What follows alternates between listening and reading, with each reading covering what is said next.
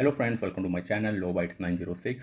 आज की इस वीडियो में हम अरविंद केजरीवाल जी का जो लीकर पॉलिसी केस है उसके अपडेट्स के बारे में डिस्कस करेंगे।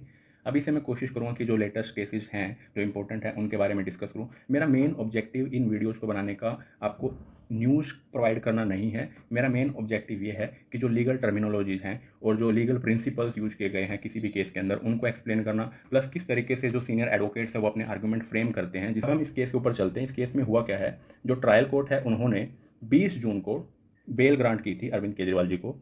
उसके बाद जो ऑनरेबल हाई कोर्ट है उन्होंने 21 जून को स्टे लगा दिया उस बेल पे और उस ऑर्डर को रिजर्व रखा है। अभी तक उसके ऊपर कोई फाइनल डिसीजन नहीं आया है कि अरविंद केजरीवाल जी की जो बेल है वो टर्मिनेट होगी या नहीं होगी, कैंसिल होगी कि नहीं होगी, उसके बारे में।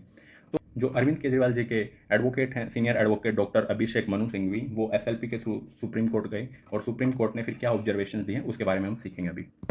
तो इस केस में इशू क्या है। एनफोर्समेंट डायरेक्टोरेट ईडी ने जो चैलेंज किया था केजरीवाल की बेल को, and Delhi high court state the bail order while reserving it's final order on ED stay application. Reserve क्यों किया है हाई कोर्ट ने, उसके ऊपर क्या रीजनिंग दी है, क्योंकि ये जो है वैकेशन बेंच है। अभी जो हाई कोर्ट्स हैं, कोर्ट जो हैं वो वैकेशन पे है, समर वैकेशन पे, और जो जजेज हैं उनको उस केस को थ्रोली स्टडी करने के लिए टाइम चाहिए है और दोनों पार्टीज को अपने केस को रिप्रेजेंट करने के लिए भी टाइम चाहिए। इस वजह से उन्होंने अपने इस ऑर्डर को रिजर्व रखा है, लेकिन तब तक उनको बेल के ऊपर स्टे लगा रखा है।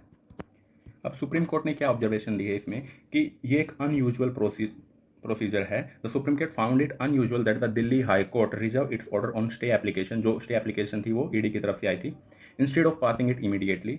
ये एक अनयूजुअल उनको फील हुआ कि ऐसा नहीं होना चाहिए था। दिल्ली हाई कोर्ट को क्या करना चाहिए था कि इमीडिएटली ऑर्डर पास करना चाहिए था उसके ऊपर। अब हम दोनों साइड्स के आर्गूमेंट्स को देखें कि क्या क्या उन्होंने आर्गूमेंट फ्रेम किए थे। तो जो केजरीवाल के एडवोकेट्स थे डॉक्टर अभिषेक मनु सिंघवी, उनके आर्गूमेंट्स थे कि stating that the procedure of staying the bail on the first day is unprecedented. ये बहुत अनप्रेसिडेंटेड का मतलब है कि ऐसी घटना पहले नहीं हुई है जिस तरीके की अब ये हुई है। Argued that the balance of convenience is in favour of Kejriwal who is not a flight risk. Balance of convenience को समझने की कोशिश करते हैं कि बैलेंस ऑफ कन्वीनियंस होता क्या है। देखो, किसी भी केस में दो पार्टी होती हैं, दोनों में से किसको ज़्यादा लॉस होगा जब भी कोई इंटरलोक्यूटरी ऑर्डर पास किया जाएगा, तो वो चीज़ देखी जाती है, उसको बोलते हैं बैलेंस ऑफ कन्वीनियंस। सपोज करो कि अरविंद केजरीवाल को अभी बेल मिल जाती है, तो क्या अरविंद केजरीवाल जी को ज़्यादा लॉस होगा या ईडी को ज़्यादा लॉस होगा, वो देखा जाएगा। कोर्ट उस चीज़ को ऑब्जर्व करता है।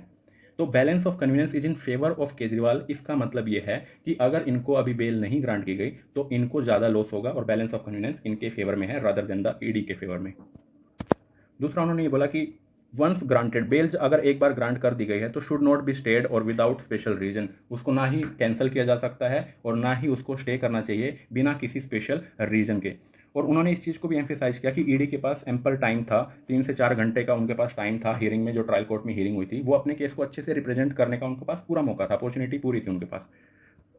अब जो एडवोकेट्स उनके अगेंस्ट से सॉलिसिटर जनरल और एडिशनल सॉलिसिटर जनरल और सॉलिसिटर जनरल, जो उनके मतलब जो गवर्नमेंट एडवोकेट्स होते हैं, वो उनके अगेंस्ट में उनके क्या आर्गुमेंट से claim that the bail order was परवर्स।